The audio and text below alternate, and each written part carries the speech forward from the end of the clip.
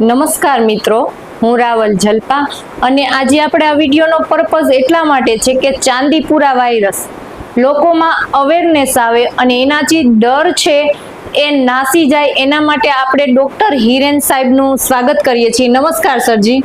નમસ્કાર, હું ડૉક્ટર હિરેન વિસાણી, બાળ રોગ નિષ્ણાંત, Kalrav hospital, 150 feet ring road, Giriraj hospital સામે. આપ દર્શક મિત્રોનું અને આ ચેનલનો ખૂબ ખૂબ આભાર માનું કે આવો સારો પ્રયાસ કર્યો છે કે લોકો સુધી પહોંચવાનો. અને અત્યારે આ રોગ એટલો લોકોમાં ભય પ્રસાવે છે કે એના માટે જનજાગૃતિ અતિ મહત્વની છે.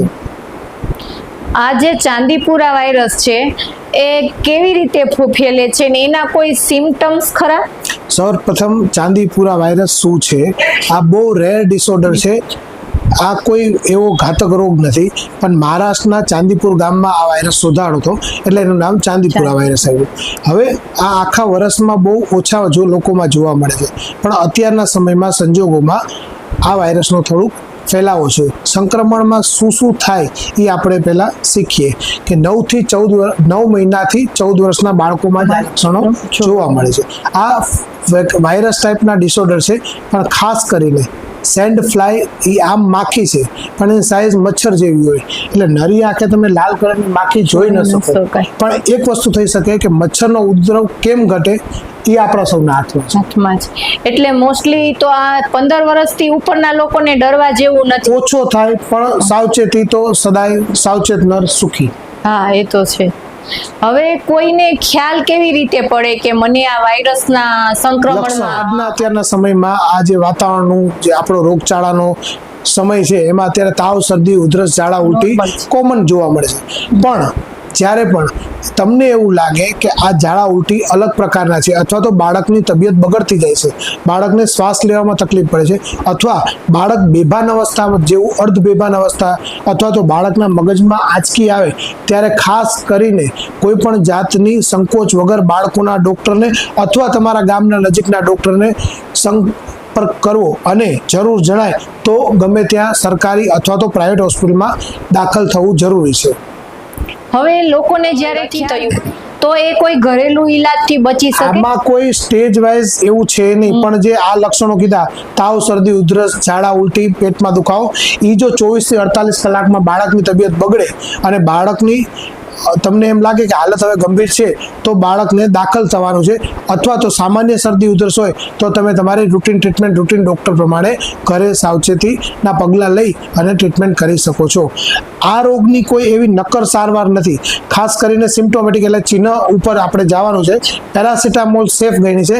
ખાસ કરીને આઇબુપ્રોફેન અને બીજી દુખાવાની દવા વગર ડૉક્ટરને પૂછે લેવી હિતાવત ન ગણી શકાય.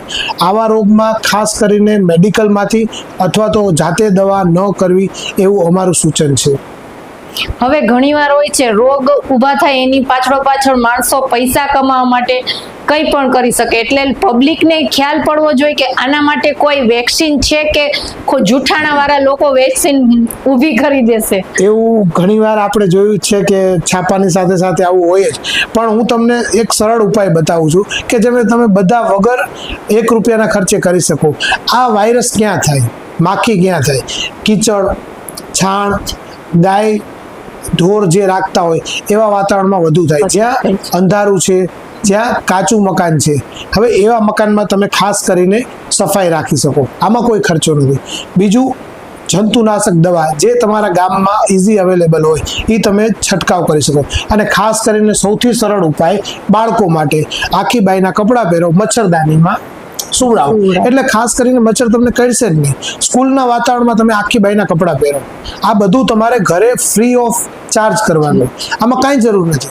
અને રહી વાત વેક્સિનની, તો વેક્સિન હજી આ રોગ એટલો બધો પ્રસ્યો નથી, એટલે ક્લિનિકલ ટ્રાયલમાં છે, હજી રિસર્ચમાં છે. અને ખાસ કરીને વેક્સિન અવેલેબલ છે, પણ હજી એના કોઈ એવા ટ્રાયલ થયા નથી. ક્લિનિકલ ટ્રાયલ જો આવશે તો સરકાર એની ડિક્લેર કરશે. હજી આપણને એટલી બધી સફળતા મળી નથી, હજી આપણે રિસર્ચમાં ફેઝમાં છે. હવે આ ગુજરાતમાં કોઈ એવું ખ્યાલ છે? એમપીમાં ને બધે તો આ ચાંદીપુરા વાયરસનું વધારે છે, આપણા ગુજરાતમાં એવા કોઈ સિમ્પટમ્સ હોય? કારણ કે લોકો ટ્રાવેલિંગ માઇગ્રેટરી છે, ખાસ કરીને આપણો બેલ્ટ દાહોદ, ગોધરા, મહારાષ્ટ્ર, એમપી ની નજીક, ઈ લોકો, ઈ બાળકો જો આવા લક્ષણોથી થાય તો એને તરત જ સંપર્ક કરવો, અથવા તો એની જે આ સેન્ટ ફ્લાય નામની માખી છે, મચ્છર છે, એ બાળકને કરડીને જો આપણા બાળકને કરડે તો આ રોગ ફેલાવાના ચાન્સ વધુ રહે. એટલે જ ખાસ કરીને મચ્છર ન થાય એવું વાતાવરણ આપણા ઘરમાં અને આપણી શાળામાં, આપણી આજુબાજુ આપણે ફેલાવીએ. હવે આપણે જોઈએ છે કે ઘણી વખત માણસને ભણતરનો કે નોલેજનો અભાવ હોય અને માણસ ડરી જાય છે. થોડો એવો તાવ આવી જાય ને કોઈ કહે કે આને ચાંદીપુરા વાયરસ થાય છે, તો લોકોને જે ગભરાવાની જરૂર નથી, એના માટે શું કરવું જોઈએ? ખાસ કરીને આમાં હું તમને મીડિયાવાળાને આભાર માનીશ કે કોઈ પણ મમ્મી હોય અથવા તો કોઈ પણ પેરેન્ટ્સ બાળકને એની તબિયત બગડે એવું આપણને પણ ન ગમે, કારણ કે આપણા ઘરના તો એ કાનુડો અને રાધા છે. હવે આવા પ્રકારના ચિહ્નો તમને એમ દેખાય કે બાળક રમતું છે તો તમે તમારે રૂટીન ડૉક્ટરની ટ્રીટમેન્ટ લ્યો. પણ તમને એમ લાગે કે આપણું બાળકની અવસ્થા હવે સારી નથી અને બાળક ખાતું પીતું બંધ થઈ ગયું અને ખાસ કરીને એના મગજ ઉપર જો તાવ ચડી જાય તો મહેરબાની કરીને બાળકોના ડૉક્ટરનો નજીકમાં સંપર્ક કરી લેવો, અથવા તો તમારા નજીકના સરકારી દવાખાનાનો સંપર્ક કરવો. આવા લક્ષણો જણાય, મહેરબાની કરીને ખાસ વિનંતી છે કે ઘરે બાળકની સારવાર ન કરવી જોઈએ. હા, કે જાતે ડોક્ટર ન બનવું જોઈએ. અને હવે તો બહુ સરળ છે કે હવે રિપોર્ટ થઈ શકે છે. આ જમાનો ફાસ્ટ છે, સ્માર્ટ છે, અને આ મીડિયાના માધ્યમથી, યુટ્યુબ ચેનલના માધ્યમથી હું આપને કહું કે આટલી અવેરનેસ છે, હવે તમારા આંગળીના ટેરવે આ બધું તમને થઈ શકે, તો પછી શું કામ આપણે એવી બેદરકારી દાખીએ? હવે આપણે હિરેન સરને પૂછશું કે કલરવ હોસ્પિટલમાં બાળકોના નિદાન થાય છે.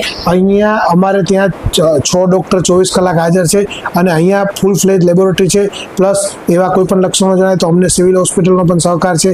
પ્લસ અમારા બાળકોના ડૉક્ટરની એક ટીમ છે જે ખડે પગે સજ્જ છે. આવા કોઈ પણ પ્રકારના ક્યારેય પણ એપિડેમિક એક્ટ થાય અથવા તો લક્ષણો જણાય તો અમે બાળકોના ડૉક્ટર તરીકે સેવા આપવા કટિબદ્ધ છીએ. હવે સર, કોઈ અજાણી વ્યક્તિ છે કે જેને બીમાર પડ્યું છે બાળક, તો એને તમારી હોસ્પિટલનો સંપર્ક કરવો હોય તો એમનું એડ્રેસ થોડુંક દર્શક મિત્રને જણાવશો? અમારી આ હોસ્પિટલને અંદાજિત 30 વર્ષ ઉપર થઈ ગયા હશે અને અહીંયા 6 ડૉક્ટરની 24 કલાક ખડે પગે સારવાર છે. અમારી કલરવ હોસ્પિટલ 150 ફૂટના રિંગ રોડ ઉપર ગિરિરાજ હોસ્પિટલવાળી શેરીમાં કલરવ હોસ્પિટલ છેલ્લા 15 થી 30 વર્ષથી કાર્યરત છે. ધન્યવાદ સર, થેન્ક યુ. આભાર.